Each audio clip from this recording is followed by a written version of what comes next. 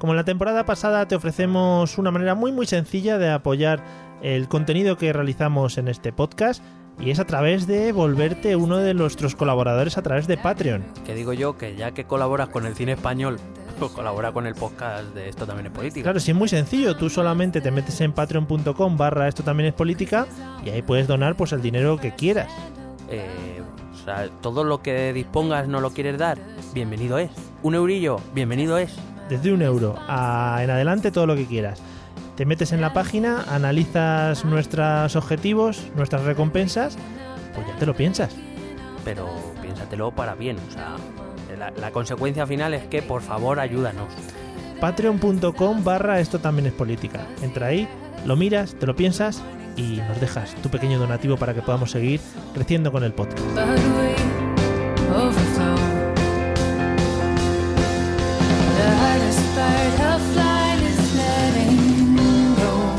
Bienvenidos a Esto También es Política, el podcast que se adentra en los callejones de la historia para dar a conocer cómo se han construido las autopistas del presente. Mi nombre es Mario Girón. Y el mío, Miguel Rodríguez, y hoy navegaremos juntos por los tortuosos ríos de la historia que nos adentrarán en aventuras ensalzadas por escritores contemporáneos y cuya realidad se aleja de los ecos que nos han llegado. Acompáñanos, que empezamos.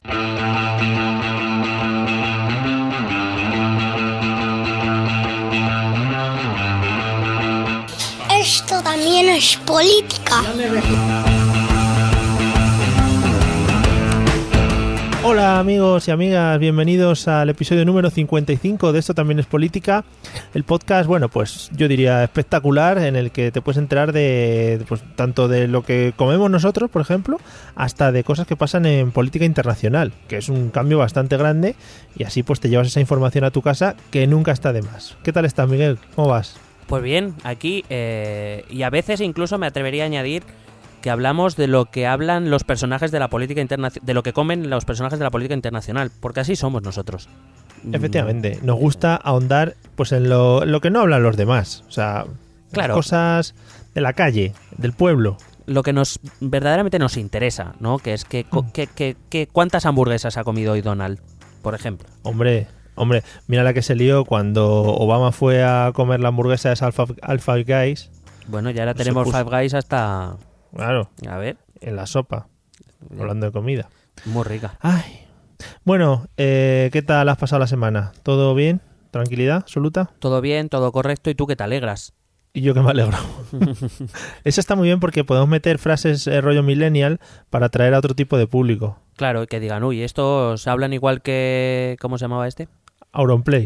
Si hablan igual que Auronplay, pues tienen que molar. Vale. Luego, sí, ya, pues luego ya nos quitarán en breve. Pero bueno, claro, luego nos ven las caras y dicen estos dos puretillas, ¿a dónde van? Claro. Efectivamente. Bueno, mira, amigos, lo estáis esperando y normalmente cuando hacemos una miniserie, después del episodio número 1, viene el episodio número 2. Si no, no sería una miniserie, sino sería un episodio simple. O singular. O singular. O simple, único. O el episodio único. El episodio, como el anillo, joder, sería maravilloso. Pero en este caso, como os prometimos la semana pasada, bueno, pues seguimos con la miniserie en la que estábamos haciendo la breve historia de Cataluña. Y ¿cómo se dice? Si no me quitas la razón, si no me corriges, sí, perdón. Eso, joder. Estamos hoy que parece que no me he leído el diccionario de sinónimos y antónimos desde hace mucho tiempo, ¿eh? No, pero has visto, ¿no? Que fíjate que ahora me va a costar a mí decir la palabra. Qué contraste, ¿no? Entre ese inicio plagado de figuras retóricas y palabras tan bonitas y ahora que no sepamos hablar normal, ¿no? Hemos gastado toda nuestra prosa en la introducción y ahora es en plan, ¿qué digo? Claro, ahora ya palabras normales no se me vienen a la cabeza.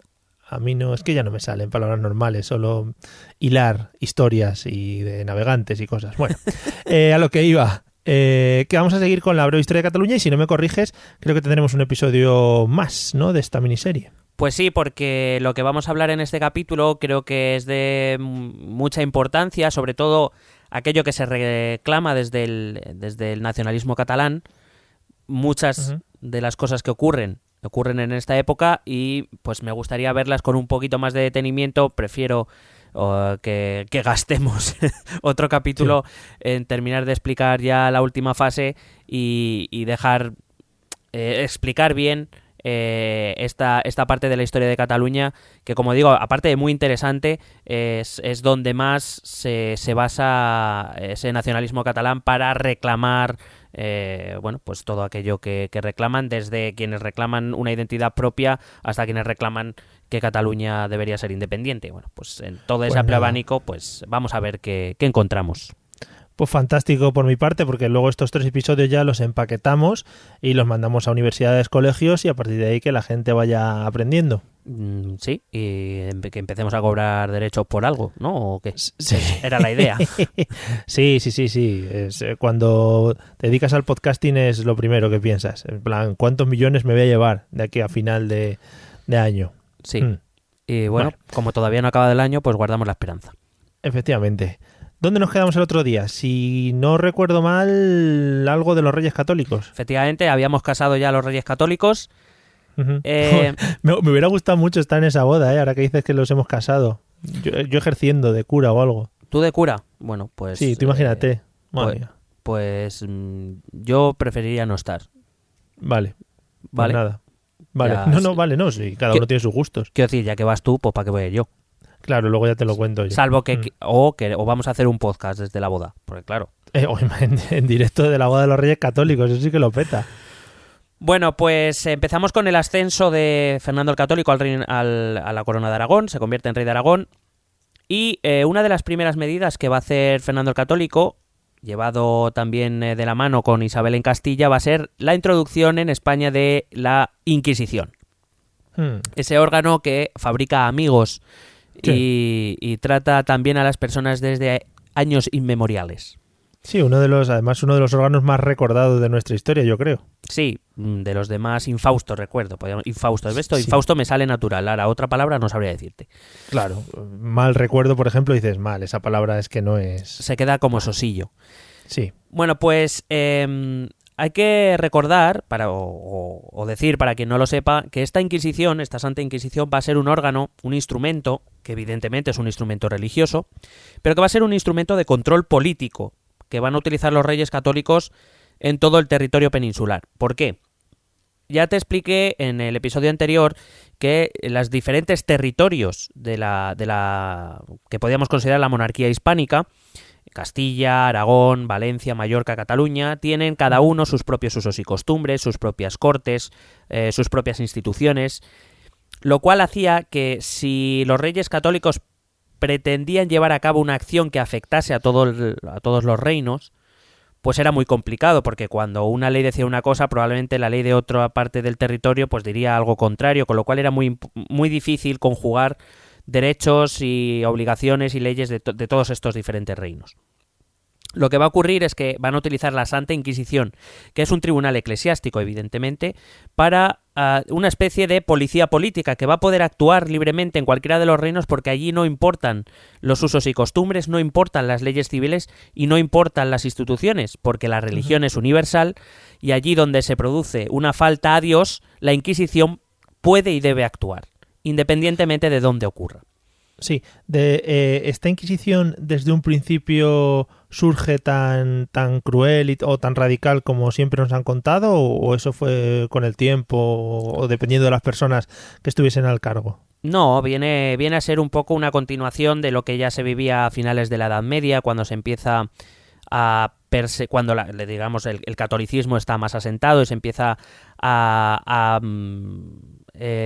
perseguir otro tipo de confesiones o de herejías, aquellos actos que se llevaban en contra de la ley de Dios, ya eran crueles en la Edad Media, con lo cual, digamos, es una continuación, ni son más crueles ni son menos. Lo que pasa es que, bueno, sí, siempre nos ha llegado, por ejemplo, aquí en España, el famoso liderazgo de Torquemada, que parecía que le gustaba el fuego bastante, pero vamos, sí, que era práctica común en la época, sin dejar de ser terrible, quiero decir, no es que esté excusando, era terrible, pero que no era nada especial para los tiempos que corrían.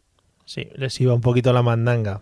Claro, quizá el problema de la visión, bueno, a ver, que en sí es terrible, pero el problema que arrastra la Inquisición es que mantuvo esas prácticas durante muchos siglos, es decir, son prácticas medievales, de origen medieval, que se van a mantener hasta prácticamente hace 2 siglos. hacia hasta por lo menos en España. En algunos sitios sabemos que las prácticas religiosas siguen siendo violentas, pero aquí en España prácticamente 2 siglos prácticamente hasta la guerra de la independencia. Entonces, que como en historia, claro, 200 años nos parecen mucho, pero en historia es como decir antes de ayer. Ya. Bueno, hay que decir que en 1493, quiero decir, se suele decir que desde el nacionalismo catalán que Cataluña siempre ha sido una tierra maltratada, etcétera, etcétera. Bueno, pues... Qué año más feo también y más poco recordado, ¿no? Después de 1492, como en plan, bueno, pues el de después, ¿no? Claro, el año de después es el año en que Colón regresa a España, bueno, claro, a la península. Y Colón va a ser recibido por los Reyes Católicos que se han trasladado, y van a pasar bastante tiempo en Barcelona. Y así, por dar un apunte, una anécdota, en Barcelona, Colón, que tiene que pasar cierto tiempo allí con las distintas audiencias con los Reyes Católicos y, digamos, negociando el siguiente viaje, buena parte de las preparaciones de Colón para este segundo viaje se van a realizar en Barcelona. Uh-huh. Cuando muere la reina Isabel, que muere en el año 1504, los títulos el título de rey de Castilla o reina de Castilla en este caso pasaban directamente a su hija, a Juana. Muy rápidamente los Reyes Católicos tuvieron que sobrevivieran un cierto tiempo, tuvieron 4 hijas y un hijo varón nada más. Este hijo varón va a morir también bastante joven, a los 19 años. La hija mayor, Isabel, también va a morir, que se había casado con el heredero al trono de Portugal, también va a morir bastante joven, y por tanto la heredera va a ser la tercera de las hijas de los Reyes Católicos, que va a ser Juana, la que más tarde llamarán la Loca. Uh-huh. Entonces, con Juana la Loca viene Felipe el Hermoso, Felipe I, es el primero de los Habsburgo que llega aquí, reinará en España esos 2 años, pero reinará en nombre de su mujer, porque la titular de los derechos era Juana. Sí. Entre este Felipe el Hermoso y Fernando de Aragón, que en principio debía ejercer la regencia, según había dejado escrito Isabel en su testamento, porque, como digo, los territorios no son naciones, no son estados, sino que en esta época son territorios, son propiedad o patrimonio de los reyes. Isabel deja en su testamento que reine Juana como su hija mayor, salvo que ella no quiera reinar, o salvo que fuese declarada incapaz de gobernar, en cuyo caso, según este testamento, ejercerá la regencia su padre Fernando y no su marido Felipe. Lo que pasa es que, Juana decidió no renunciar, al principio no fue declarada incapaz de gobernar y por tanto reinó. En realidad el reinado efectivo, como digo, lo llevó a cabo su marido Felipe. Felipe y Fernando se llevaban, pues eso, ¿no? El suegro y el yerno que no se llevan bien. De aquella manera. Una preguntita Dime. antes de que sigas. No se buscó, como comentabas el otro día, al final en el testamento de Isabel la Católica no se buscó el hecho de la unificación de los dos grandes reinos. Si dices que se lo dejó primero a su hija Juana, es que iba a ser un poco a seguir la línea de reinado por la que venía ya de su madre, ¿no? No, la idea de la unión dinástica era que Castilla y Aragón quedasen bajo, digamos, sus coronas quedasen bajo, mejor dicho, sobre la misma cabeza. Es decir, que sus reinos, los 2 reinos, mantuvieran sus especificidades, fueran territorios cada uno con sus legislaciones, su distribución territorial, su digamos, todo esto, pero que el rey fuese el mismo para ambos territorios, de tal manera que cuando Aragón fuese la que necesitara más apoyo se lo pudiera dar el mismo rey desde Castilla, y cuando sucediese al revés, pues igual, digamos, creando un reino o una unión de reinos potente y poderosa, y que además tuviera rapidez de reacción, dado que el rey de ambos territorios era la misma persona. Pues evidentemente no había que discutir con el rey del otro lado si era la misma persona. Aunque imagínate a un rey discutiendo consigo mismo, ¿no? Puede estar claro, en este caso hubiera sido posible. Si Juana no hubiera sido declarada incapaz, entonces hubiera recogido en su persona las dos coronas. Juana sí, porque era la titular de la corona.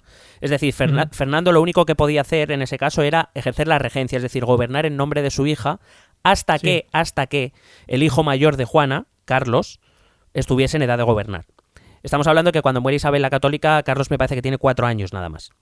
Sí, está feo tampoco que poner ahí a un bebé. Claro, entonces lo que dice Juana es que si Juana no quiere reinar o es declarada incapaz, regentará o gobernará en su nombre su padre, Fernando de Aragón, hasta que Carlos sea mayor de edad y pueda reinar por sí mismo. De tal manera que cuando muriese también Fernando, Carlos sería rey de Castilla y rey de Aragón, porque también heredaría por parte de su abuelo.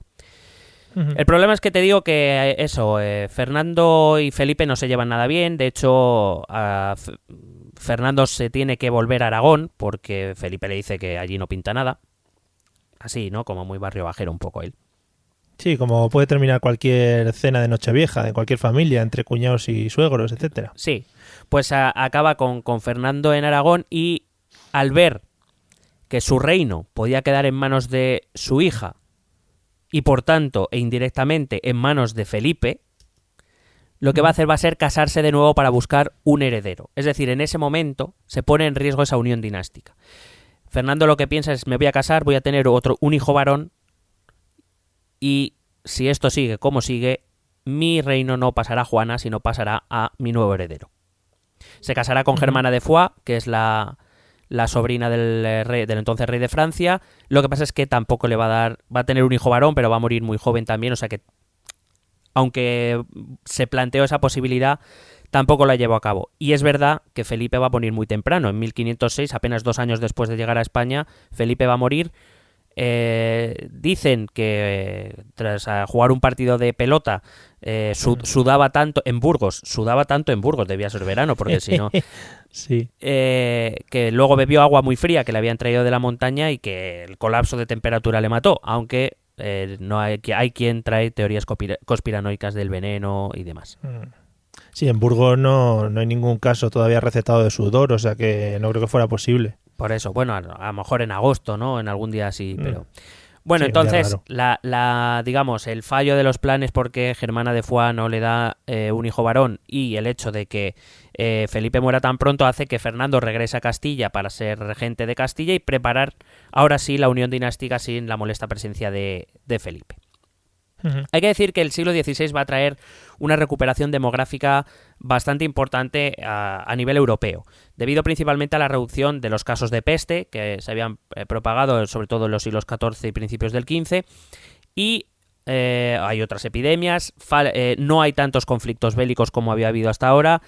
Es verdad que las guerras de religión en el centro de Europa y en Francia van a hacer que lleguen algunos inmigrantes a la zona de Cataluña, lo que va a enriquecer mucho a la región, va a empezar ese carácter un poco heterogéneo de Barcelona, ¿no? Que no solo es la población autóctona, sino que se empieza a nutrir de diferentes poblaciones, ya no solo peninsulares, sino también europeas.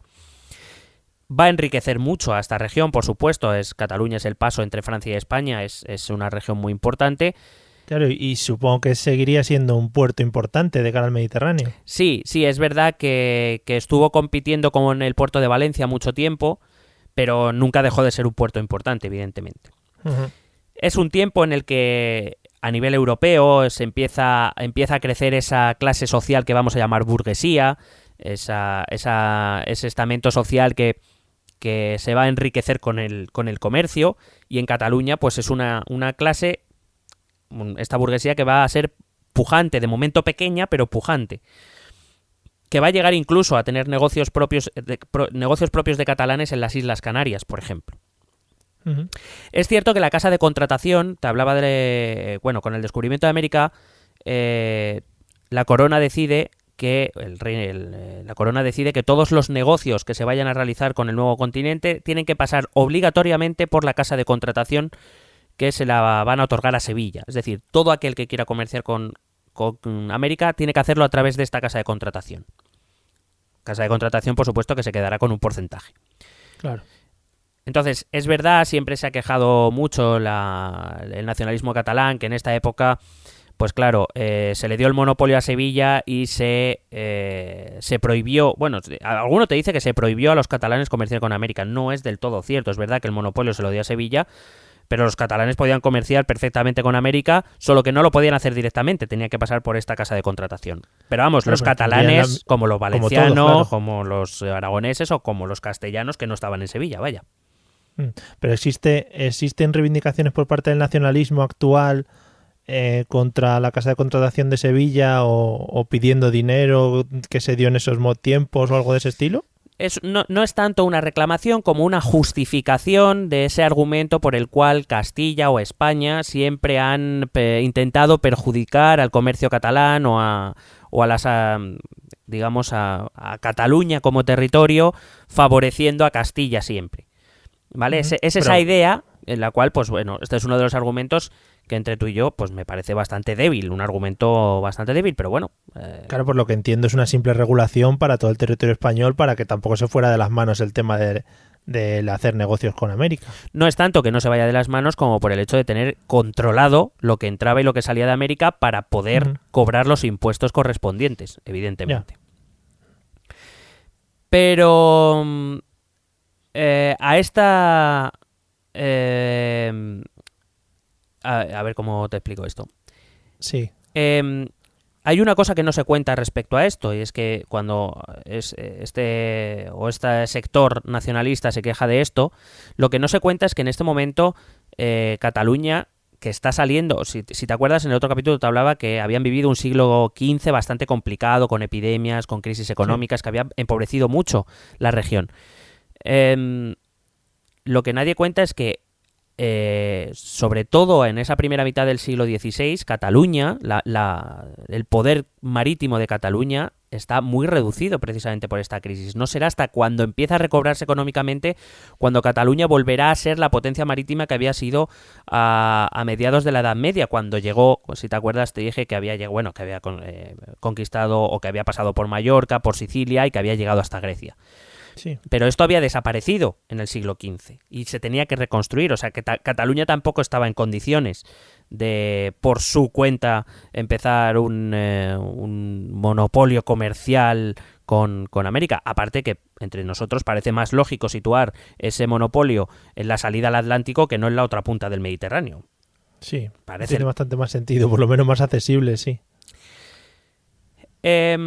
A esto hay que añadir dos cosas. La primera es que el comercio mediterráneo además estaba en una profunda crisis. Poco antes del descubrimiento, el Imperio Otomano, musulmán, había conquistado Constantinopla y por tanto dominaba la tradicional ruta de comercio con el este, con Asia, que hasta este momento había mantenido el Imperio Bizantino.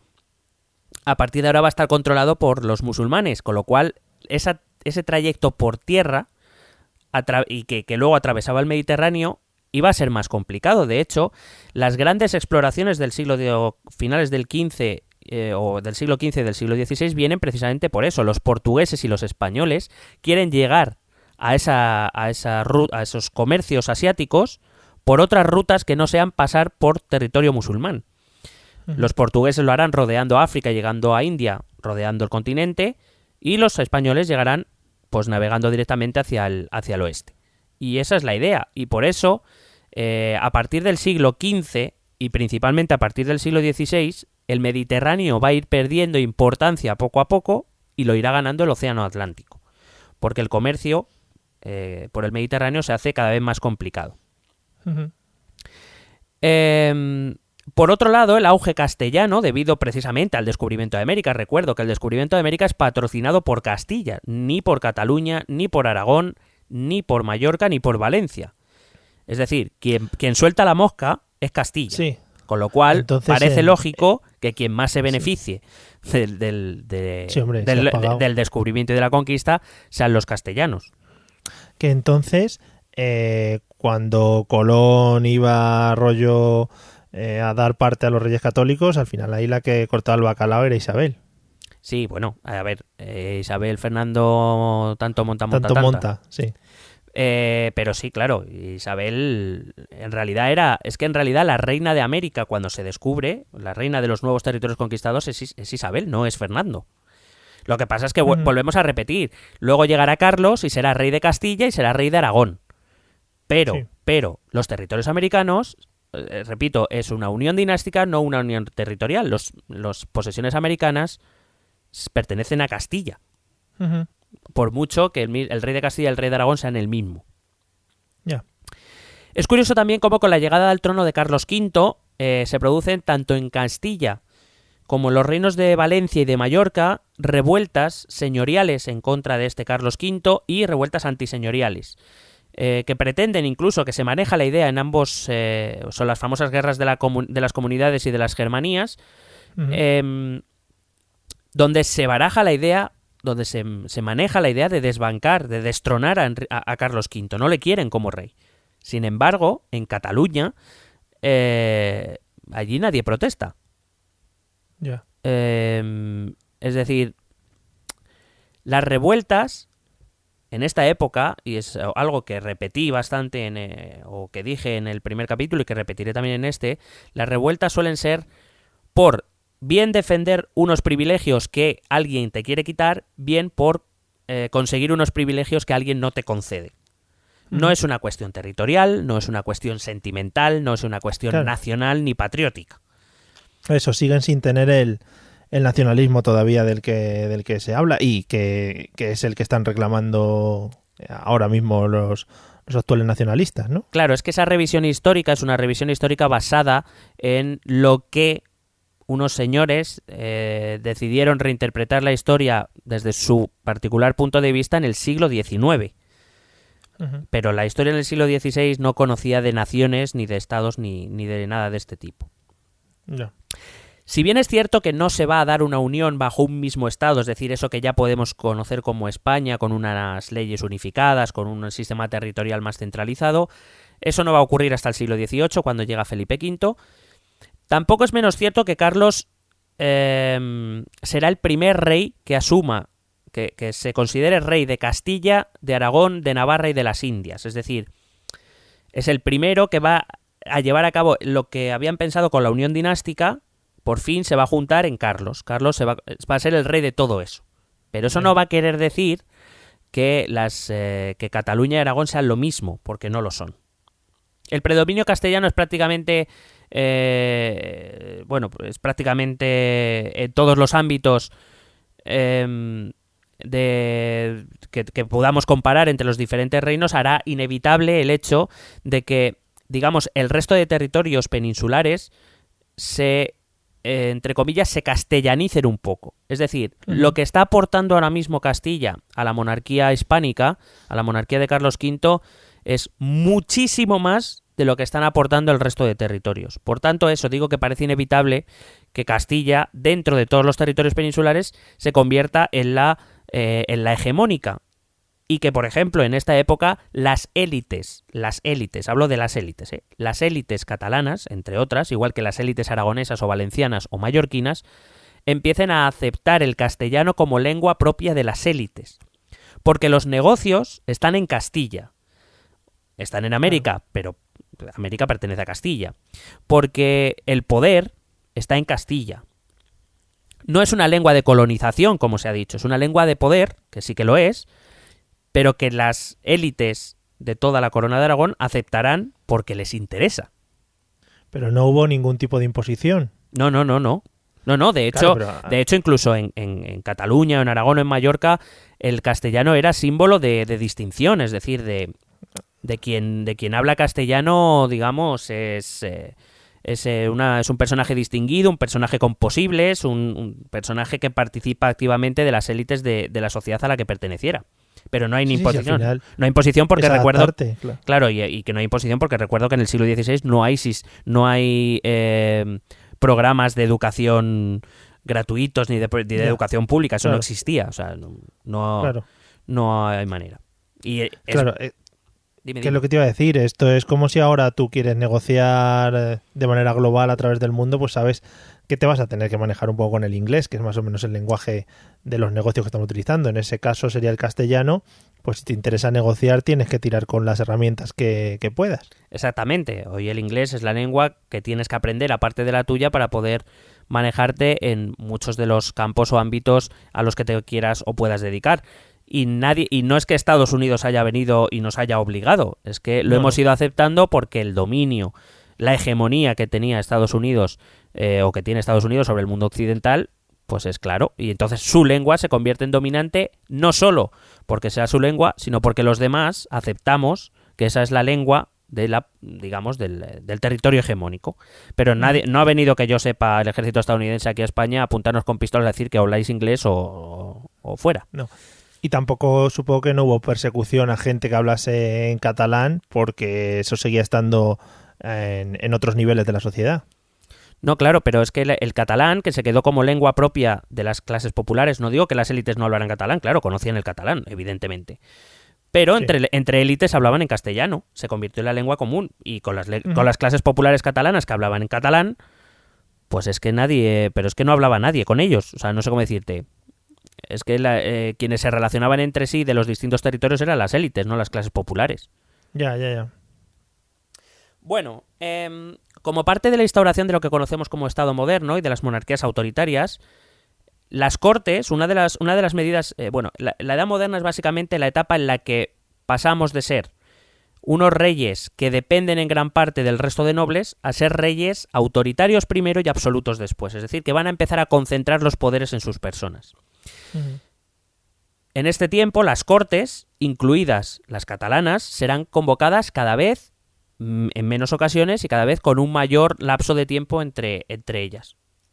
Y cierta historiografía catalana se queja de eso, pero es que lo mismo ocurrió con las Cortes castellanas.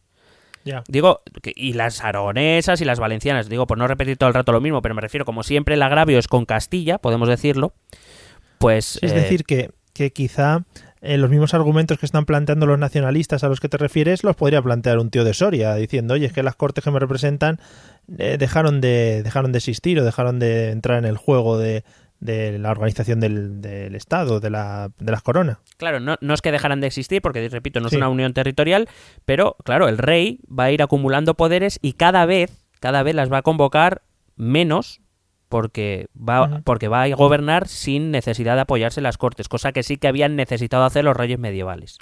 Ya. Los reinados de Felipe II y de Felipe III discurrirán más o menos de manera similar al de Carlos V. Será con el estallido de la Guerra de los 30 años y con el reinado de Felipe IV y el gobierno de su valido, el famosísimo conde duque de Olivares, cuando surja uno de los mayores conflictos entre Cataluña, y no voy a decir Cataluña y España porque no es real, primero porque yo soy de los que defiende que España todavía no existe, nada más que como concepto geográfico, sino que va a surgir un conflicto entre Cataluña y la monarquía, entre Cataluña y la corona, que es un hecho utilizado por el nacionalismo catalán como argumento de su formación como nación, uno de los puntos clave. Así que vamos allá. La Guerra de los 30 años básicamente es una guerra que se inicia por motivos religiosos. Cuando Carlos V no solo gobernó España, también fue emperador del Sacro Imperio Romano Germánico, donde surgió el problema, la cuestión de la división protestante, de la separación del protestantismo con Lutero, Calvino, etc. Sí. Carlos V mantuvo, mientras Carlos V era evidentemente defensor del catolicismo, pues tuvo sus más y sus menos con los estados del Sacro Imperio que eran protestantes. En el año 1555 Carlos V llegó a una paz con estos estados, la llamada Paz de Augsburgo, básicamente porque no porque fuese una paz real, sino porque Carlos V había decidido ya abdicar el trono y abandonar toda forma de poder, y necesitaba cierta paz para poder hacer ese cambio, ese relevo con cierta tranquilidad. Lo va a hacer en España dándole la corona a su hijo Felipe II, y lo va a hacer en el Imperio, que va a elegir como nuevo emperador a Fernando I, que es hermano de Carlos, es tío de Felipe.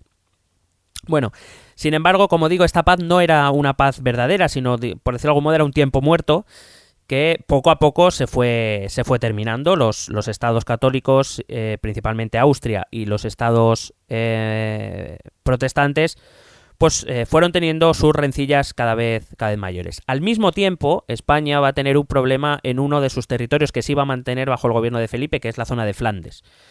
Con lo cual, esos territorios flamencos que algunos van a alegar también la religión como motivo de discordia. Entonces, lo que va a pasar es que poco a poco la tensión va a ir creciendo entre estos estados protestantes y estos estados católicos, hasta que finalmente, por cuestiones religiosas, va a estallar la guerra dentro del Sacro Imperio Romano Germánico entre esos estados católicos liderados por Austria, y esos estados protestantes liderados, entre otros, pues por el Reino de Suecia o por el estado de Sajonia, por ejemplo.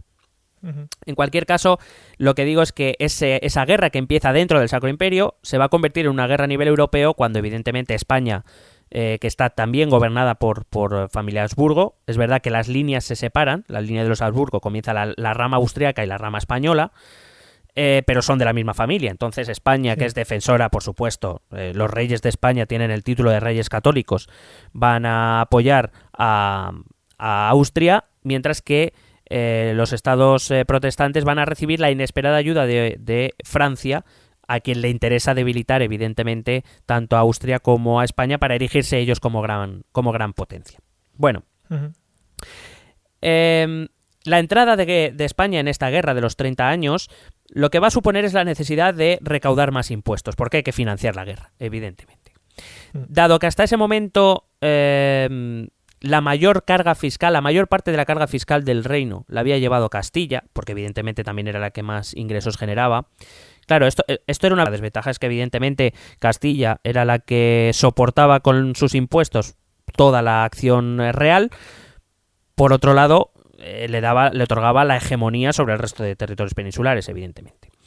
Lo que pasa es que, claro, Castilla está inmersa en una crisis, está una guerra que se empieza a prolongar demasiado tiempo, y este conde-duque de Olivares va a crear un plan mediante el cual todos los territorios de la corona tendrán que aumentar o participar de alguna manera, tanto a nivel impositivo de impuestos como a nivel militar, en los ejércitos del rey, de los gastos que provoca la guerra de los 30 años. Esta idea, que va a ser recogida en su famoso memorial, que va a ser llamada la Unión de Armas, pues no va a gustar a los territorios que no son Castilla, principalmente porque, claro, hasta ese momento ellos participaban poco con sus impuestos de la economía del rey, participaban con pocos soldados en su ejército. Claro, este plan lo que hacía era que iba a aumentar sus impuestos a la corona y que iba a aumentar la participación en cuanto a nivel militar en los ejércitos y en la guerra. Se estima, según algunos estudios a los que yo he podido leer, que la cantidad de impuestos que se pagaban en Castilla respecto a las otras zonas de la península eran un 400% superior. Es decir, un castellano pagaba de media, algunos hacían más, otros hacían menos, pagaba de media un 400% más de impuestos que un aragonés, que un valenciano o que un catalán. En cuanto a beneficios y ganancias de la corona, eso sí que se repartía por todo el territorio, ¿no? ¿A qué te refieres? Sí, pues eso, que si Cataluña, por ejemplo, en este caso necesitaba ayuda de Castilla, no había problema en, oye, económicamente ayudarla o lo que fuera, de esos impuestos que se estaban cobrando. Si el rey consideraba que debía prestar esa ayuda al territorio en concreto, evidentemente, pues si salía de los impuestos castellanos, pues salía de los impuestos castellanos, no había problema. Pues para adelante. Claro, como digo, la propuesta de Olivares es inmediatamente rechazada, entre otros, y ya que nos estamos centrando en ella, por las autoridades catalanas. Aluden que tienen unos privilegios, que tienen unos derechos y unas leyes que impiden atender esa obligación que Olivares pretende imponer a Cataluña, como intentó imponer al resto de territorios de la Corona de Aragón. Ese principal privilegio del que hablan es precisamente el sistema feudal, un sistema medieval mediante el cual la población que debe pagar los impuestos o que debe acudir a las milicias reales no pueden hacerlo porque su juramento de vasallaje es con su señor catalán, con el señor catalán que está por encima de ellos, y no con el rey. Entonces, si a esto añadimos que hay una nueva crisis de peste en 1630, una nueva crisis económica, a lo que se añade en la propia guerra, una nueva crisis de cosechas y finalmente la entrada de Francia en la guerra de los 30 años,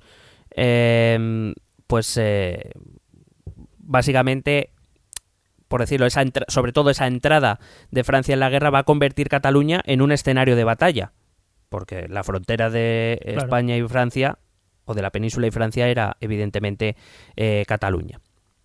Francia decide invadir dos territorios de los originarios, ¿te acuerdas? De la Cataluña vieja de los que hablábamos, que fueron el Rosellón y la Cerdaña.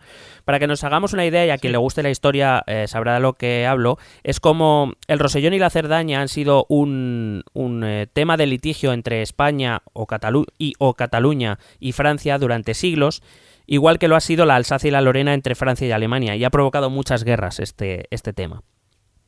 Entonces, Francia invade el Rosellón y la Cerdaña. Obviamente, con la situación que te he descrito, Cataluña no puede, ni siquiera se puede plantear defender su propio territorio.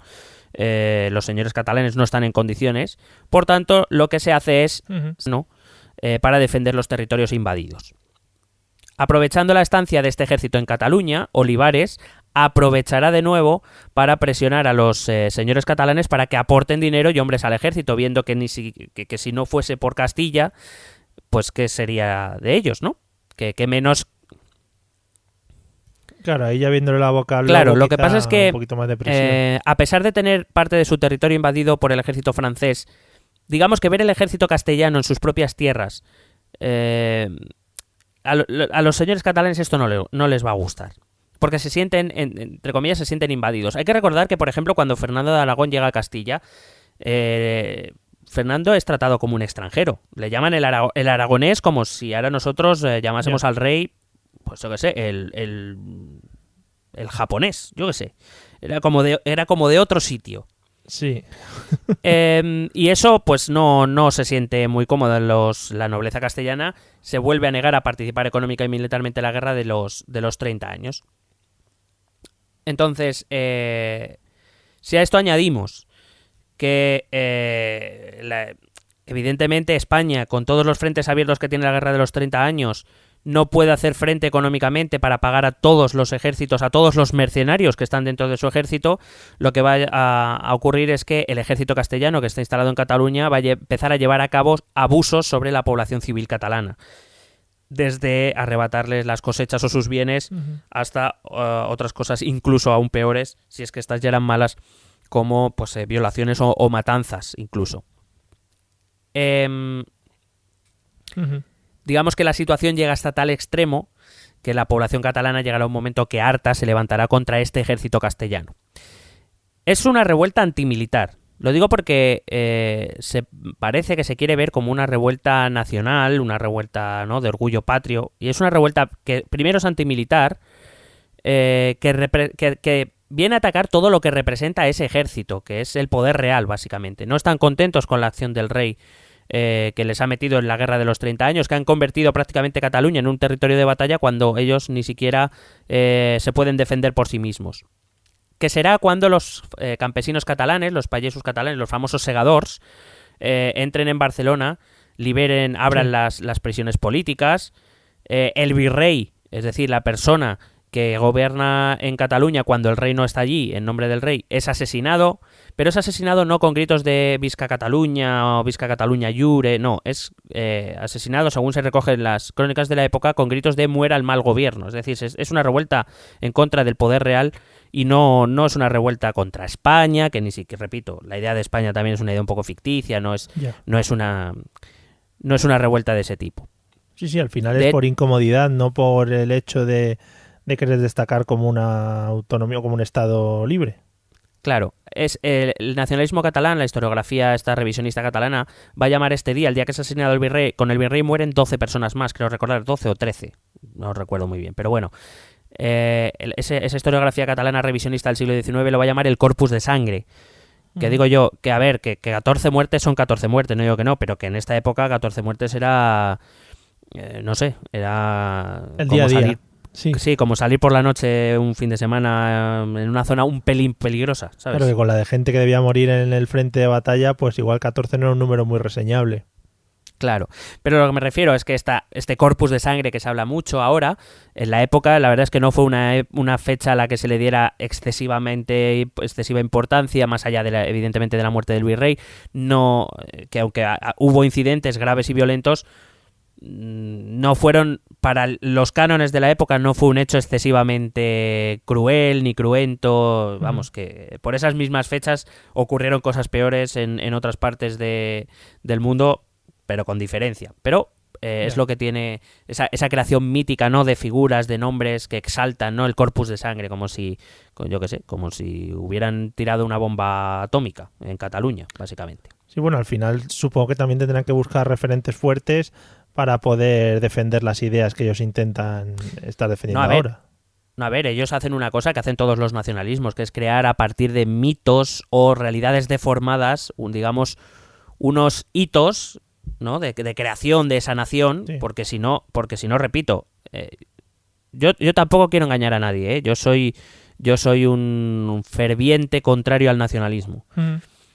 Porque considero que toda esa construcción se basa en nada, en espuma, en nada tangible.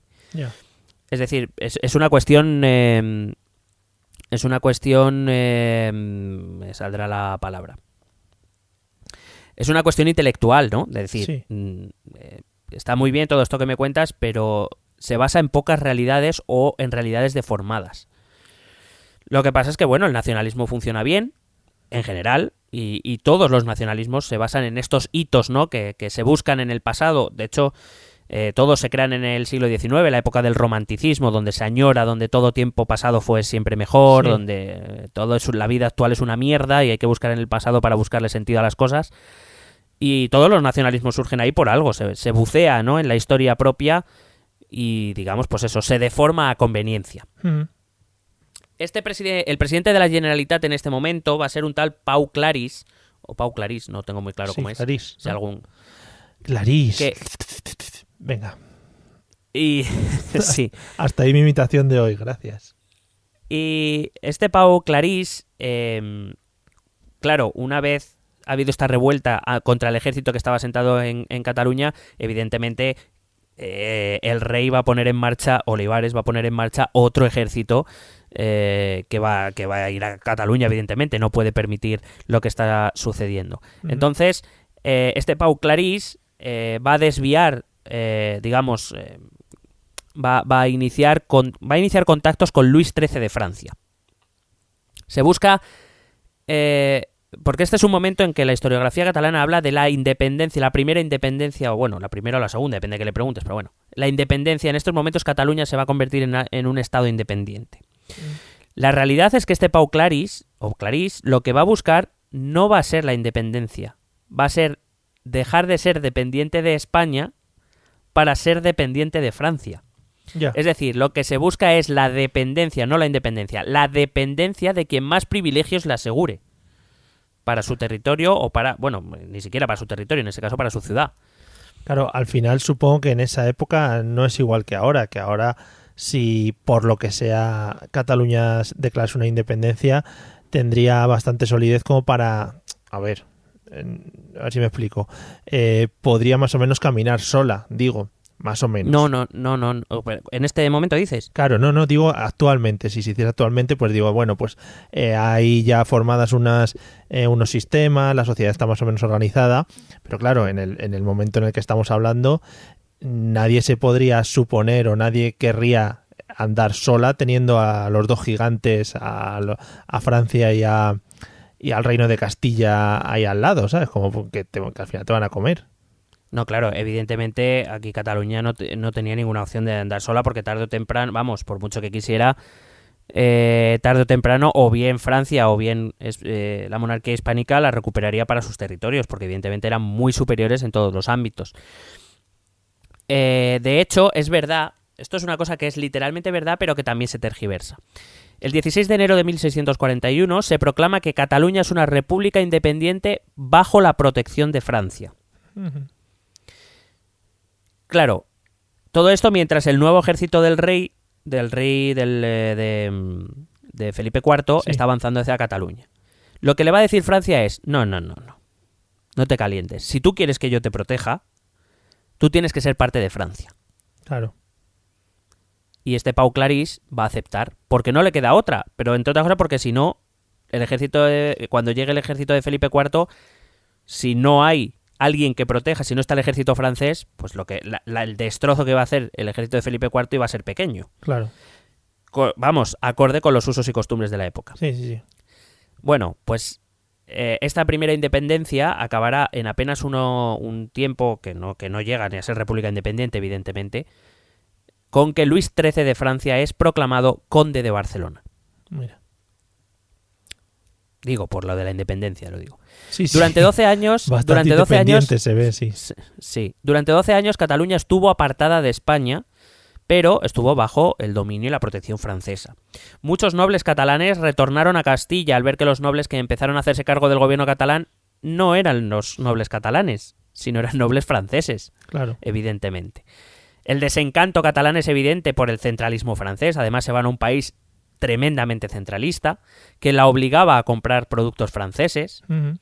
cosa que, por ejemplo, España no hacía, o por lo menos no hacía con la misma asiduidad. La obligación de comprar productos castellanos no existía. Y digamos que se levantaron por no querer contribuir con el ejército hispánico y van a contribuir por obligación al ejército francés, de una manera u de otra. Y en este caso Es no sé decir- si Francia utilizó el territorio catalán como se había utilizado en otras épocas como un poco barrera contra el reino de Castilla. Claro, de estado tapón, claro. Ujú. Lo que, claro, de hecho, lo que se instala en Cataluña es el ejército francés, lo Claro. que nombran es un virrey francés. En apenas unos años, casi meses, lo que antes era un sentimiento antimonárquico español va a pasar a ser un sentimiento antifrancés. Ya. La Guerra de los 30 años acaba con la famosa, aunque solo sea de oídas, la Paz de Westfalia, Ujú. que permite a España acabar los conflictos en Centro Europa y concentrarse en el conflicto con Francia. Hay que decir que Francia en estos momentos tiene algunas revueltas internas también, lo que hace que España conciba alguna esperanza de poder derrotar a Francia, pero se va a concentrar sobre todo en recuperar Cataluña y Portugal, que también se había levantado con el apoyo francés. Portugal no lo va a conseguir recuperar, Portugal se va a declarar independiente y ya lo seguirá siendo hasta nuestros días, pero Cataluña sí que volverá a dominio de los Habsburgo en 1652. Felipe IV, hay que decir que decretó una amnistía que mantuvo los fueros y privilegios catalanes, con lo cual, pues bueno, dentro de lo que cabe, no salieron demasiado mal parados. Eso sí, perdieron el Rosellón y la Cerdaña, que ya quedaron en manos de Francia. Ujú. Es decir, quienes más acabaron perdiendo fueron los propios catalanes. Sí. Esto no fue una guerra por la nación catalana, fue una guerra contra las condiciones de vida a las que estaban sometidas las clases populares y campesinas, que vinieron a agravarse con la llegada del ejército castellano, y que los nobles catalanes, ante el miedo de acabar como el virrey español, que acabó muerto, pues algunos decidieron ponerse bajo la protección de Francia y otros incluso abandonaron Cataluña y se refugiaron en Castilla o se pusieron al lado de los campesinos. Es decir, que no era una cuestión de nación, era una cuestión de supervivencia y de privilegios, como siempre venimos diciendo desde el capítulo anterior. Sí, es un poco arrimarse al más fuerte, ¿no? Al que crees que va a ser el más fuerte, aunque luego te salga un poco el tiro por la culata, pero es eso, buscar un poquito tu bienestar. Sí, es, digamos, es hacer una apuesta y el problema es que si te sale bien está muy bien, pero si te sale mal, pues... En este caso tampoco salieron demasiado mal parados. Veremos otro caso en el que sí que salieron peor parados al apostar por el que no ganó la guerra. Ujú. La situación tras la Guerra de los Segadors siguió siendo una situación difícil para Cataluña, quizá con el añadido, como digo, de recibir constantes ataques armados desde Francia, ¿no? El resto de territorios peninsulares también tenían sus dificultades, pero digamos que a Cataluña esa característica fronteriza pues todavía le va a afectar un poco más. Voy a avanzar rápidamente al otro gran hito del nacionalismo catalán, que fue la Guerra de Sucesión Española y el famoso 11 de setembre de 1714. Muy bien pronunciado. Has visto, ¿eh? Sí. El 11 de septiembre de 1714, ¿no? El día que, bueno, a día de hoy sigue siendo la Diada de Cataluña. Sí. Muy rápidamente. A Felipe IV le sucedió su hijo Carlos II. Carlos II fue un niño bastante enfermizo desde pequeño, no se le veía demasiado espabilado. Podemos decir que era un poco de todas borderline. maneras, los reyes, el que no tenía una cosa, tenía otra. Sí, bueno, y el que no pillaba la sífilis donde no debía, quiero decir. Era lo que tenía, ¿no? Que Es también lo le iban buscando un poco. Claro, es que es lo que tiene, o te aburres, porque te aburres, como tienes tanto tiempo libre, te aburres y no sabes qué hacer, o pues es lo que tiene casarte con tu prima. Pero bueno, que decir, es la idea. Sí, sí. Digo que era un niño que no se le veía como muy espabilado, que era un poco borderline, un niño bastante enfermizo. Vamos, toda Europa tenía clara que Carlos II iba a morir sin descendencia porque se le veía venir, vamos. Ya. De hecho, claro, además venimos de que España ha perdido la guerra de los 30 años, ha perdido la guerra contra Francia, ha empezado a perder la hegemonía en favor de Francia. Esto, fíjate, estamos en ese momento, y además el rey es Carlos II, va a hacer que las grandes potencias europeas, hay documentos de esto, que llegan a repartirse los dominios españoles para cuando muera Carlos II. Como el trono en principio iba a quedar vacío, pues que se lo iban a repartir, todo, más o menos. Esta era la idea, ¿eh? Ujú. Y hay documentos que lo certifican.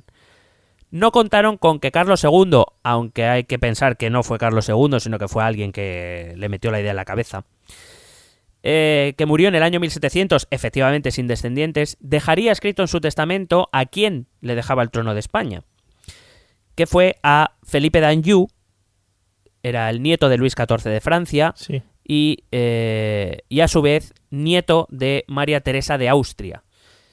Y tú dirás, ¿quién coño es María Teresa de Austria? Bueno, María Teresa de Austria era hermana de Felipe IV. Es Hombre. decir, se lo deja al nieto de su tía, por decirlo de algún modo. Sí. Felipe V es miembro de la familia Borbón. Es el primer Borbón que llega a España. Entrará en España en 1701, donde es proclamado rey. Lo que pasa es que en Europa surge un miedo. Y es que en Francia tienes un Borbón y en España tienes al nieto de ese Borbón. Es decir, tienes Sí. a dos Borbones en dos de los reinos más importantes de toda Europa. Como que ese equilibrio de poder como que empezaba a desestabilizarse un poco. Entonces el resto de potencias europeas, principalmente Austria, Inglaterra y las Provincias Unidas, van a proponer un candidato alternativo para no desequilibrar la balanza. Va a ser el archiduque Carlos, que es el hermano del entonces emperador del Sacro Imperio Romano Germánico y jefe de la casa Habsburgo de Austria. Ujú. Claro, ellos vienen a decir que Carlos debe ser el rey porque pertenece a la familia Habsburgo, que es la misma familia que Carlos. La defensa de la candidatura de Felipe es que Carlos II dejó dicho en su testamento que él era el elegido para ser rey. Sin embargo, Carlos II, que repito, cuando digo Carlos II hablo de alguien que le debió meter la idea en la cabeza, fue bastante habilidoso al incluir dos cláusulas para que Felipe pudiera reinar en España. Si Felipe quería ser rey de España, tenía, primero, que jurar que los territorios españoles no podían ser divididos, Ujú. lo que implicaba, por tanto, toda anulación de acuerdo o tratado que el resto de potencias europeas podían haber hecho para dividir el territorio español. No podía ser porque, si Felipe quería ser rey, no podía dividir el territorio. Y la segunda cláusula es que si Felipe aceptaba el trono de España, debía renunciar expresamente al trono de Francia. Es decir, no podía ser rey de Francia y rey de España al mismo tiempo. Ya. Aún así, el resto de potencias europeas va a reaccionar ante esta posible alianza franco-española. Se constituirá lo que se llama la Liga de la Haya entre Inglaterra, Provincias Unidas y Austria, a la que luego se añadirá Portugal, y propondrán a otro candidato para el trono, que os digo que es este Carlos de Austria, el archiduque Carlos. Como su candidatura no fue admitida, esta Liga de la Haya va a declarar la guerra a España y Francia en 1702, y así se inicia la Guerra de Sucesión Española. O sea, que primero empiezan por las buenas, ¿no? Como se diría, y luego ya Claro. dicen, que no, pues venga, vamos para adelante. Que no, pues toma cañones. Pues toma ahí, vamos ahí, iba a decir Y metralletas. sacaron pero no. sacaron el tablero del Risk y ahí. Y conquistaron Kachanka. hombre. Y Yakutsk. Hombre, que eso Bueno. eran núcleos importantes para la expansión. Claro que sí. Bueno, esta guerra de sucesión española va a tener dos vertientes. Una que se convertirá en un conflicto internacional, como hemos estado viendo, entre un bloque que va a ser Francia-España y el otro bloque Inglaterra, Portugal, Provincias Unidas y Austria, que incluso se combatirá por supuesto en Europa, pero también se combatirá en América. Y por otro lado va a ser una guerra interna de España, entre quienes apoyan la candidatura de Felipe V y quienes apoyan al candidato austriaco, al archiduque Carlos. Al contrario de lo que se viene a decir, el candidato austriaco recibió apoyos en todos los territorios peninsulares. Lo digo porque tradicionalmente se suele presentar esta guerra de sucesión como que Carlos recibía sus apoyos de los territorios de la Corona de Aragón y Felipe de la Corona de Castilla. Ujú. Y no es tan cierto. Es decir, sí es cierto que los territorios de la Corona de Aragón, cuyo siempre hemos visto la corona compuesta por diferentes territorios, pues tenía una mayor aceptación el archiduque Carlos, ya que pretendía instaurar una especie, o más o menos el mismo sistema que había en el Sacro Imperio Romano Germánico, donde los distintos estados tenían capacidad política, pero luego, digamos, pertenecían a una unión superior, pero eso sí, donde el emperador tenía más bien poco poder. ¿Vale? Entonces, les gustaba más esta línea austríaca, esta línea del Sacro Imperio Romano. Entonces, bueno, podemos decir que había más población tendente a defender la candidatura del archiduque que la de Felipe V, que viene de un país evidentemente centralizador como lo es Francia. Es decir, son dos modelos políticos completamente opuestos. Una preguntita. Es que lo estaba pensando, digo, todos estos países que ponen como candidato a este archiduque Carlos, ¿qué potestad tienen para hacer esto? Es decir, en qué momento, si realmente has estado en lucha con Francia o con Castilla, con lo que sea, cómo llegas un día y dices, oye, que yo propongo a este para que entre a reinar aquí, o es que quieren imponerle, o cómo va ese asunto, no sé si me explico. Es una cuestión de política internacional. Uh-huh. Es decir, cuando Carlos II muere, el trono queda vacante. Entonces, la opción que ofrece el testamento es que el nieto del rey de Francia se va a hacer cargo del trono de España. Y a otras potencias, a estas potencias, a Austria, Inglaterra principalmente, pues les asusta que probablemente las dos coronas más potentes de todo el continente se alíen de forma natural. Claro, al final, si es familia, al final iban a tirar por la familia.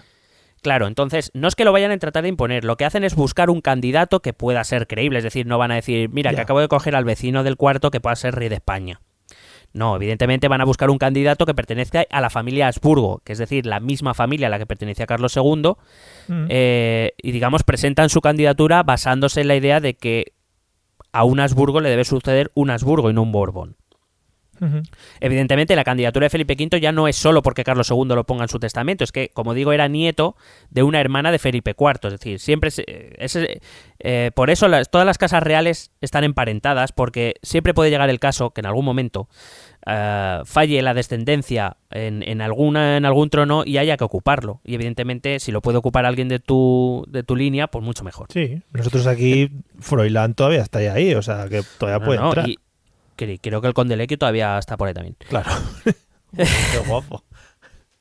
¿Te imaginas, no? Pues eso. Joder. Bueno, pues eso, digo que es verdad que los territorios de Aragón son más tendentes a apoyar al archiduque Carlos, lo que no quiere decir que toda Aragón, toda la corona de Aragón apoye al archiduque Carlos, ni quiere decir que toda Castilla apoye unánimemente a Felipe V, porque no es así. Uh-huh. Es verdad que los modelos políticos son asimilables a una u otra zona, pero también es verdad que durante una guerra lo normal es que si los núcleos más duros de defensa de la candidatura del archiduque Carlos se encuentran en el noreste peninsular, lo lógico es que si yo soy un castellano que cree que el verdadero rey debería ser el candidato austríaco, pues en Castilla no me voy a quedar mucho tiempo si veo que me van a soplar los mocos. Claro. Pues claro, lo que pasa es que, por ejemplo, Cataluña empieza a recibir mucha población de otras partes de la península que defienden la candidatura austríaca y que evidentemente no se pueden quedar en sus reinos. Y igual le va a pasar a Castilla. Castilla empieza a recibir gente de territorios de la corona de Aragón que defienden la candidatura de Felipe y no están por la labor de quedarse en su territorio a ver si le soplan las narices. Claro, al final es irte a donde están los que mantienen tus ideas. Claro, por eso digo pero eso no quiere decir en ningún caso que todos los catalanes, digo porque estamos hablando de Cataluña, que todos los catalanes apoyaran sin fisuras al archiduque Carlos, y que todos los castellanos apoyaran sin fisuras a Felipe V, porque no era así. Ya. Insisto una vez más, que algo que vengo repitiendo mucho, pero creo que todas las veces son pocas, que la idea de nación no existe, que no es una cuestión de defender una nación o defender un territorio, ni siquiera. Los territorios son patrimoniales y solo la burguesía y la nobleza buscan sus propios privilegios y sin que por ello estén defendiendo, como digo, ninguna nación o ningún sentimiento de pertenencia, sino precisamente lo que están defendiendo, como digo, son privilegios. Además es cierto que hay que revisar que en la corona de Aragón se reciben ataques franceses casi constantemente y que ese sentimiento antifrancés del que te he hablado antes, que ya existía, pues puede que también influya a la hora de apoyar al candidato austriaco y no al francés. Claro. Pero que esa es la idea, no estamos hablando de naciones. Ya. En el marco de esta guerra, las fuerzas aliadas van a desembarcar en Portugal, van a conquistar Gibraltar, que controlan Gibraltar básicamente porque controla la entrada al Mediterráneo desde el Océano Atlántico y también la salida, es decir, la ida y la vuelta de los barcos que van desde la península América, a partir de ahora las van a controlar los ingleses principalmente. Estos aliados van a nombrar al archiduque Carlos rey de España, de hecho le van a nombrar Carlos III, lo que pasa es que como no reinó de forma efectiva, se reservó el nombre para otro Carlos III. Se reseteó, ¿no? Se hizo ahí un reset. Es decir, en un momento dado tenemos dos reyes y básicamente será la guerra la que dirima cuál de los dos reyes va a ser el que ocupe el trono de verdad. Quien gane la guerra ocupará el trono. Y no es una cuestión de sentimiento de nacionalidad, es una cuestión de a ver quién la tiene más grande. Claro, si al final realmente el combate era entre a ver cuál de los dos iba a quedar, no cuál es el territorio que se impone sobre el otro. Claro, si la cuestión es a nivel internacional, qué sistema internacional va a triunfar, si el de la predominancia franco-española o el del eje austriaco, dependiendo quién gane, y a nivel interno, qué modelo político se prefiere, si uno más centralista como el que traía Felipe V o uno más, por decirlo de algún modo, descentralizado como el que traía el archiduque Carlos. Y ya está, no era una cuestión de nacionalidades ni de sentimientos, una cuestión básicamente porque al final de la guerra iba a haber un rey de España, punto. Cataluña, como digo, también estaba dividida entre los partidarios de Felipe y los partidarios de Carlos. Estos últimos, en 1705, van a firmar el Pacto de Génova con Inglaterra. Se van a comprometer a apoyar la causa austracista. Estos, en la historiografía catalana, y de los catalanes saben bien de lo que hablo, son los llamados vigatans. Vigatans, que era el nombre que se le daba a los naturales de Vic, que es de donde provenían los nobles que encabezaron el bando austracista y aquellos que firmaron el Pacto de Génova, ¿vale? Sí. Aquellos que no eran vigatans y que por tanto apoyaban al candidato francés, se les llamó botiflers, que es una palabra muy de moda. Botiflers, sí. Si tú indagas un poco, es una palabra muy usada para aquellos, utilizada por los independentistas para calificar a todos aquellos que son unionistas o no independentistas. Les llaman botiflers. Te voy a explicar por qué. Bueno, en su caso es verdad que no sabemos al 100% el origen de la palabra botifler, aunque sí... Bueno, hay una explicación buenista que dice que en francés o que en el occitano se podía decir así a las boutefleurs, a las bonitas flores que llevaban los Borbones en su escudo, que recuerdo son 3 flores de lis, aunque lo más probable es que se deba a un término despectivo que en sus raíces debía hacer referencia a los soldados del ejército de Felipe y que, bueno, viene a decir pues que eran personas presumidas, orgullosas, soberbias, etc. Pero a partir del siglo XIX, donde la nación catalana, defensora del candidato austriaco, pero la nación catalana va a ser reprimida por Felipe V, estos botiflers, que eran los defensores de Felipe V, esta palabra botifler va a empezar a ser sinónimo no de persona orgullosa, sino de traidor. Todos aquellos que defendieron a la causa de Felipe V son botiflers, son traidores. Y hoy en día, si te metes en Twitter, pones botifler en el buscador y verás que normalmente es una palabra despectiva, evidentemente, que utilizan entre catalanes y que normalmente, o por lo menos yo las muchas veces que los he visto, suele ser que un independentista llama botifler o traidor a alguien que no es independentista o que es unionista, porque considera que no está defendiendo, que está traicionando a la nación catalana. Pero en el siglo XVIII, Botifler era defensor de Felipe V, que podía tener alguna anotación despectiva, pero nada más, no era el traidor que soy. Eso surge a partir del nacionalismo del siglo XIX. Eso es lo mismo de antes. Al final coger una palabra con mucho efecto, muy dramática y que tiene cierta historia para adaptarlo a los tiempos de ahora y al objetivo que quieren conseguir. Exactamente. El archiduque Carlos llega a Cataluña, jura las constituciones catalanas, convoca cortes en las que confirma unas ventajas comerciales que ya había hecho Felipe en 1701, distribuyó títulos, distribuyó privilegios y, con el apoyo de Inglaterra, de Provincias Unidas y de Portugal, llegó a conquistar Madrid. La respuesta de Madrid fue pasar de la ciudadanía, bueno, de la población madrileña, fue pasar olímpicamente de este archiduque Carlos. Primero porque por eso somos chulos, ¿no? Porque pasamos de todo el mundo. Pero claro, bueno, hombre.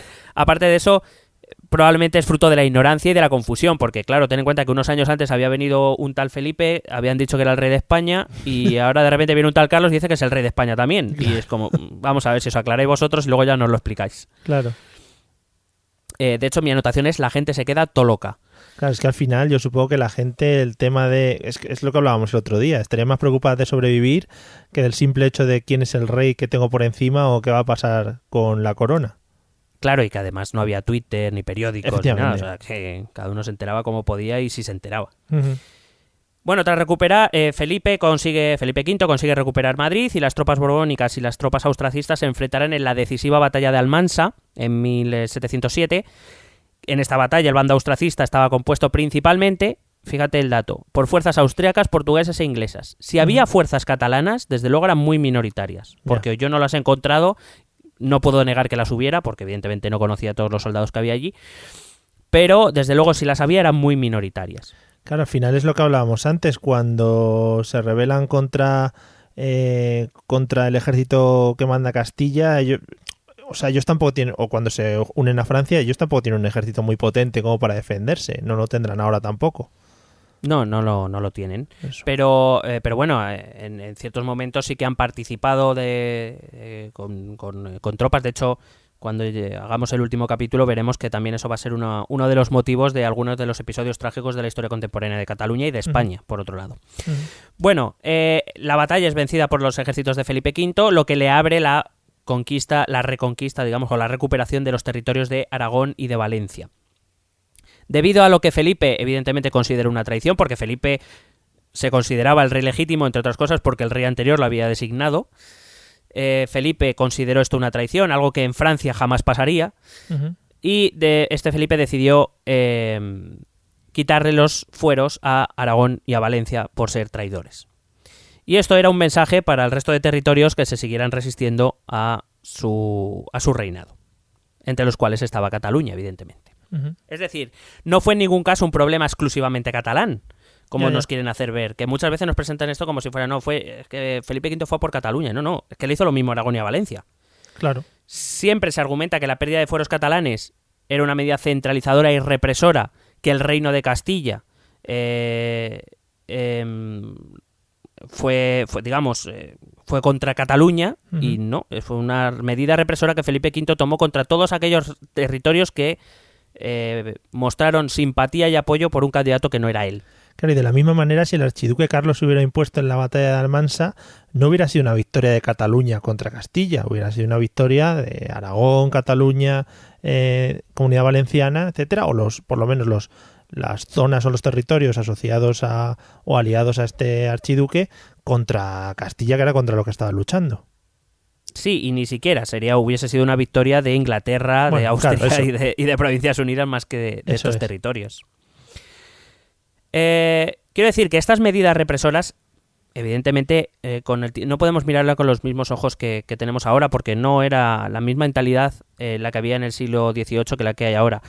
Esto era lo mínimo que se podía esperar cuando se consideraba que, claro, ten en cuenta, vuelvo a repetir, Felipe V considera, por ejemplo, que el reino de Valencia es suyo por derecho, porque Carlos II le ha declarado su sucesor y por tanto él es el verdadero y legítimo rey de España. Y si Valencia no le obedece, digamos que Felipe V decide ejemplarizar. Básicamente porque el pensamiento de Felipe V y de la época, de muchos reyes de la época, de muchos reyes absolutistas de la época, de todos los reyes absolutistas de la época, por decirlo rápido, es: si yo no castigo esta traición, dejo abierta la puerta para futuras traiciones, y no puede ocurrir. Que evidentemente no puedes pensar que eso es lo que sucede, lo que sucedería ahora, pero que en el siglo XVIII era lo normal. Claro. Por otro lado, cuando Cataluña defendía la causa del archiduque Carlos, no defendía ningún proyecto de independencia, como se nos ha querido hacer creer, porque de hecho ellos, en sus documentos escritos en catalán, a Carlos se le llama Carlos Rey de España, se le llama Carlos Rey de las Españas. La cuestión radicaba en mantener los privilegios, la legislación propia, las instituciones propias, en contra del más que probable centralismo que Felipe V venía a proclamar si finalmente ocupaba el trono. Es decir, Cataluña apostó su futuro a la victoria de Carlos y perdió. Pero no era una cuestión de independencia, de nacionalidad, de sentimiento. No, Era una cuestión de si querían seguir manteniendo sus privilegios, el único que le ofrecía eso era Carlos. Claro. Lo que pasa es que Carlos perdió la guerra. Quizá, se puede decir eso, que querían seguir siendo continuistas con lo de antes, pero siempre bajo el mandato de un rey de España que unificase todo el territorio. Claro, es que, por ejemplo, en los pactos de Génova, que te he dicho antes que firmaron, estos defensores de la causa austracista hablaban de Carlos, instalar a Carlos como el verdadero rey de España. No hablan del rey de Cataluña, ni del príncipe de Cataluña, ni... No, hablan del rey de España. Uh-huh. Todo esto viene que esta nueva historia catalana viene a decir que Cataluña era ya independiente y que la derrota de 1714 pues pone fin a esa independencia de Cataluña. No, es mentira.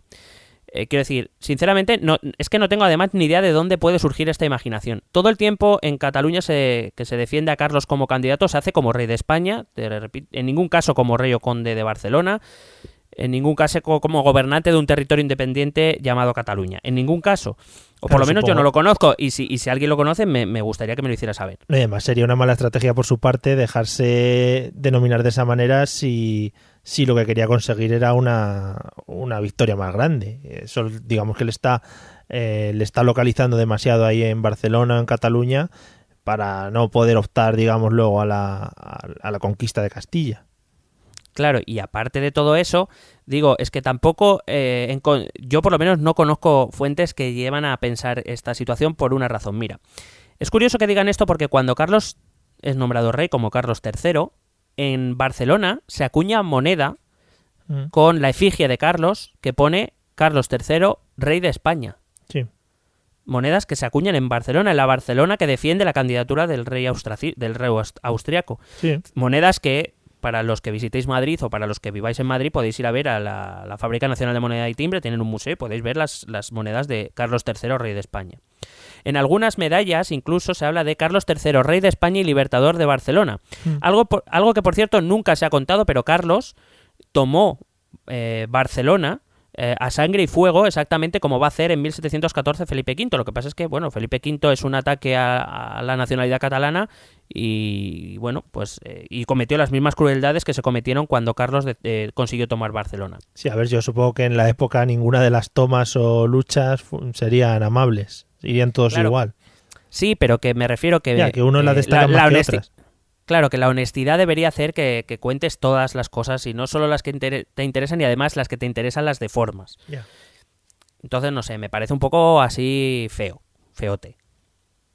Hay una cosa que es cierta y es que en algunos escritos de la época se habla de la toma de conciencia un poco de catalanidad, sobre todo a partir de que Cataluña o la zona de Cataluña, porque ni siquiera es toda Cataluña, se queda sola ante los ejércitos de Felipe.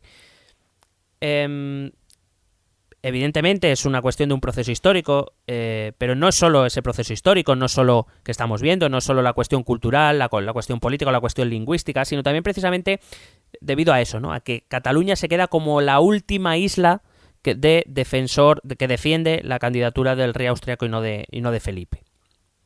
Pero de ahí a decir que Cataluña era independiente, que Felipe V arrebató esa independencia, que anexionó Cataluña a Castilla, como he llegado a leer, o que incluso desde entonces algunos dicen que Cataluña se convirtió en una colonia de Castilla, o poco menos que la guerra de sucesión española fue una guerra de Castilla contra Cataluña, Yeah. Creo que son pasos demasiado aventurados, demasiado imaginativos y sobre todo demasiado irreales. Uh-huh. Hay panfletos de la época en Cataluña que vienen a decir que los verdaderos españoles precisamente eran aquellos que defendían la causa de Carlos y no la de Felipe V. Es decir, ellos mismos se autoproclamaban como los verdaderos españoles. Hostia. Me refiero... Porque no estaban defendiendo una nación, estaban defendiendo un trono o un rey, un sistema político, no estaban defendiendo una nación. Es decir, ser español tampoco es lo que hoy se considera por muchos nacionalistas españoles que es ser español. Volvemos a lo mismo, no estamos hablando de esos niveles, igual que te digo que el nacionalismo catalán no existe, tampoco existe la idea de nación española como esa idea grande que hay que defender con la vida si fuera necesario, Yeah. y que es que eso tampoco existe. Ya.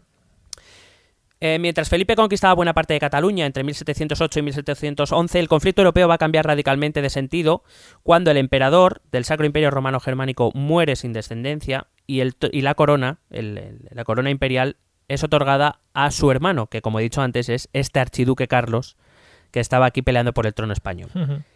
Si la guerra se había iniciado con el temor de las coronas, con el temor de que las coronas de Francia y España se reuniesen en una misma familia, pues no va a ser menos temor que imagínate que la guerra la gana Carlos y Carlos va a ser rey de España y emperador del Sacro Imperio. Ya.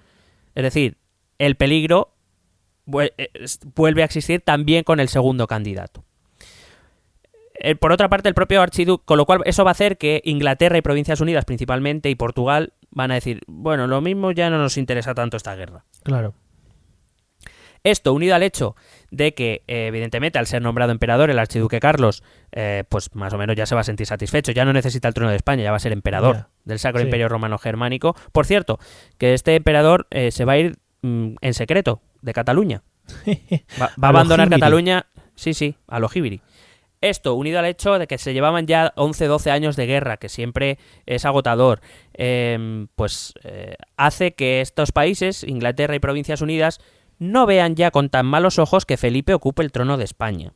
Porque si cumple al menos las cláusulas que Carlos II había puesto en su testamento, principalmente la de que iba a renunciar expresamente al trono de Francia, que jamás iba a tener las dos coronas al mismo tiempo, pues bueno, era mejor que si Carlos iba a ser emperador y además rey de España. O sea, que al final este conflicto internacional se resuelve. En 1713 se firma la paz de Utrecht, en los tratados de Utrecht, que ponen fin a este conflicto internacional, con lo cual Felipe V, que ya es reconocido como rey de España por el resto de potencias extranjeras, tiene las manos libres para terminar, digamos, esa reconquista de las partes del noreste español que aún no han vuelto a su poder. Como digo, las fuerzas austracistas se van, Carlos se va, Cataluña se queda sola. Claro. Sola completamente. Evidentemente los ingleses no se iban a meter ahí en líos. Ellos ya habían conseguido Gibraltar, tenían Menorca también. Y su gran fuerza estaba en el océano, no estaba en tierra. Ahí no se iban a meter. Es verdad que Felipe en un primer momento va a ofrecer a los territorios que quedan paces en condiciones bastante ventajosas, cosa que van a rechazar. Por cierto, en una votación, vi ese documento una vez, bueno, una reproducción evidentemente, en el que se hizo una votación mediante el cual 78 votos en contra de aceptar la paz, 45 a favor. Lo digo porque para que veas que tampoco es que hubiera una unanimidad en la resistencia contra Felipe, ni que todos eran contra Felipe, etcétera. Claro, al ser rechazada su oferta, pues Felipe va a decretar que Barcelona se tome a sangre y fuego. Claro. Pero una vez más, partiendo de la base de que no podemos ver los hechos históricos con ojos del siglo XXI, tampoco estamos hablando de nacionalidad, no estamos hablando de nación, de independencia, etcétera. La ciudad de Barcelona resistirá porque todavía ellos esperan algún tipo de ayuda por parte de sus aliados, ayuda que por supuesto te he dicho que no va a llegar, y que acabará el 11 de septiembre de 1714 con la entrada de las tropas borbónicas en Barcelona. Barcelona va a hacer una resistencia heroica, hay que decirlo, suicida también, pero heroica. Defendían sus privilegios, defendían sus posiciones, no defendían su territorio, no defendían su nacionalidad, sino que sabían que si Felipe entraba en la ciudad, sus fueros, sus privilegios, sus instituciones iban a desaparecer exactamente igual que lo habían hecho en Valencia y en Aragón, y eran conscientes de ello. Habían apoyado a un rey que no iba a reinar, que por tanto tenían que asumir los costes, que sabían que los costes iban a ser duros, porque era lo normal en la época. Por cierto, que en la resistencia de Barcelona no solo hay catalanes, también hay austracistas convencidos de otras partes del territorio, incluyendo Castilla, por ejemplo. Claro, sí, lo que decías antes, todos los que se fueron, que apoyaban al archiduque Carlos, seguirían allí peleando por la causa. Y exactamente igual que hubo catalanes en las fuerzas borbónicas, claro, y favorables a Felipe V. Es un asedio que va a durar 14 meses, es decir, una resistencia impresionante, la verdad, hay que decirlo. Pero la ciudad acabó capitulando ese 11 de septiembre de 1714. Hay que decir que no fue la última ciudad catalana en caer, que lo fue, porque se hace Diada de Cataluña, pero la última población que cayó fue Cardona, lo hizo apenas unas semanas después de Barcelona, pero oye, le podían dar eso a Cardona. Sí. Hombre, el pueblo de Berto Romero. Hombre, joder, te sabes unos detalles ahí. Ese es mi dato histórico de hoy. De cultura social. Sí, ahí lo tienes. Bueno, hay que decir que en el asedio la que se va a considerar la máxima autoridad política y militar va a ser un tal Rafael Casanova, que se va a convertir, por supuesto, en héroe nacionalista. Es verdad que la represión llevada a cabo por parte de las fuerzas borbónicas fue terrible, pero es lo que te digo antes, ¿no? Felipe V insistió en dejar claro que quien le había traicionado no podía esperar un trato mejor, porque de haber sido de otro modo era dejar la puerta abierta a que otros pudieran hacer lo mismo, entendiendo que al final pues Felipe se iba a rendir, o sea, iba a otorgar condiciones ventajosas. Y Felipe pues decidió que no, que eso no, que si no quedaba claro quién mandaba, pues no tenía sentido. Voy a acabar diciéndote que el primer acto de homenaje a los caídos de 1714, estos supuestos defensores de la Cataluña independiente y de la nación catalana, el primer homenaje se va a realizar en 1886. Uh-huh. Que las primeras ofrendas florales a Rafael Casanova son de 1894. Por cierto, Rafael Casanova, que siempre se le ha visto como un héroe, pero él no murió en la guerra. Él fue herido, pero él sobrevivió, fue, digamos, amnistiado más o menos por el rey y terminó su vida trabajando de abogado, los años que le quedaran, como un ciudadano más dentro de la España de Felipe V. Por cierto, un Rafael Casanova que se declaró a sí mismo ostracista y ferviente defensor de la causa de Carlos, pero nunca se declaró independiente o se declaró antiespañol o no español o nada de esto. Claro.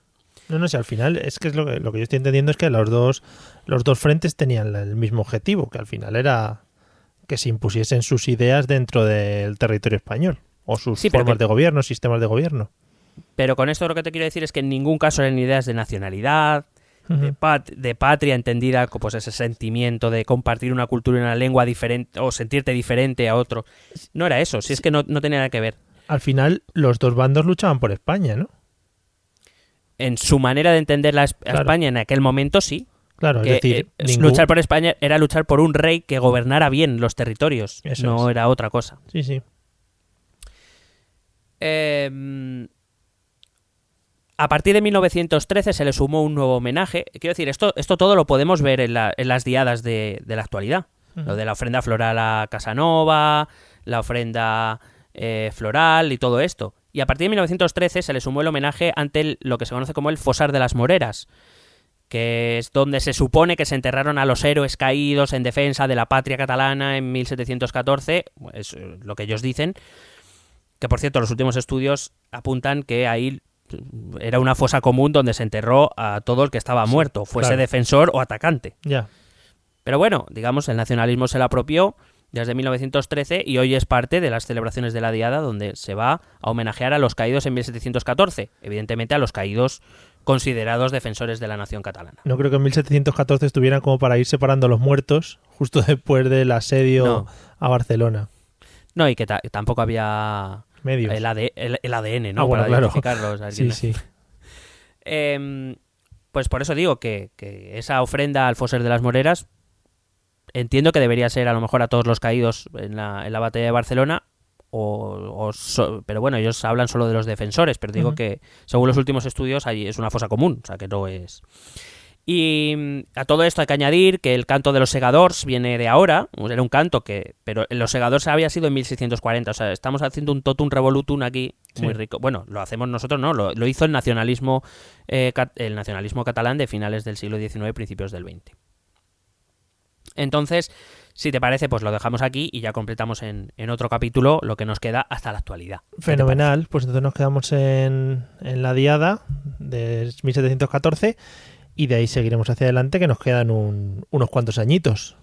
Sí, pero bueno, prometo ir un poco más rápido. Lo que pasa es que estos dos hechos, lo de el levantamiento de 1640 y el 11 de septiembre de 1714 son como elementos muy míticos del nacionalismo catalán. Sí, claro. Además, eso es en lo que se apoyan ahora o los que utilizan para reivindicar el nacionalismo actual. Bueno, pues si te parece vamos a escuchar los métodos de contacto, ¿vale? Que como siempre digo son para que nos mandéis cosas, eso es importante, para que no lo sepa. Y añadir, como siempre, a los métodos de contacto el grupo de Telegram, accedéis en el browser, en el navegador de vuestro ordenador o de vuestro dispositivo móvil, ponéis t.me/etepolítica y ahí ya habláis con nosotros. Estamos muy animados y a veces hasta, ponemos mensajes de voz. Son bonitos, ¿a que sí?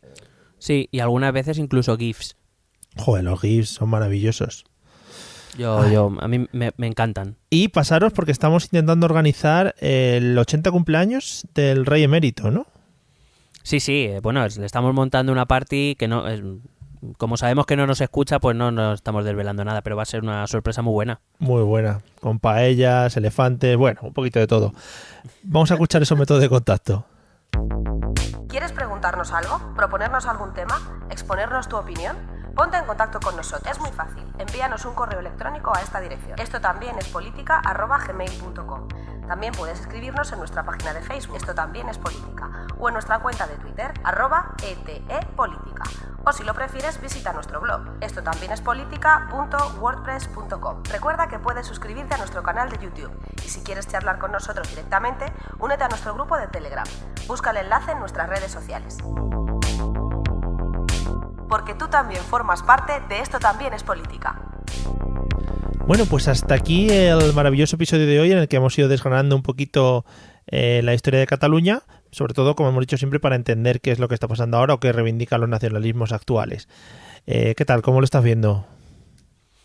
Pues bueno, yo es que soy bastante subjetivo, no porque lo cuente yo, sino porque evidentemente a mí esto me gusta mucho, me interesa mucho, me parece muy atractivo y además me parece una buena forma de combatir eso, ¿no? Argumentos ideológicos que son absurdos, pero que mucha gente de buena fe se acaba creyendo y mucha gente de mala fe intenta propagar por el mundo. Entonces, en nuestra labor evangelizadora de la razón... Sí, ¿has visto? Es que estoy como al principio, me he vuelto otra vez ya a hablar bien. ¿Quieres crear la iglesia de la razón, por ejemplo? Y vamos evangelizando por ahí.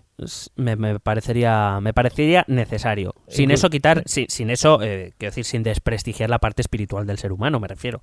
Joder, qué bien, ¿no? ¿no? Es que esto yo creo que me voy a ir ya, ¿sabes? Estoy alcanzando el nirvana, estoy abandonando mi forma física actualmente, ahora mismo. Qué guapo, pues vente para acá. Venga, ahora me paso en forma de fantasma. Correcto. Bueno, nos vemos en el próximo episodio, amigos. No sé si seguiremos hablando de esto o cogeremos otro tema para que Miguel respire un poquito de tanto nombre y tanta fecha, pero seguro que va a ser tan espectacular o mejor que el episodio de hoy. Nos vemos muy pronto. Hasta luego. Besete.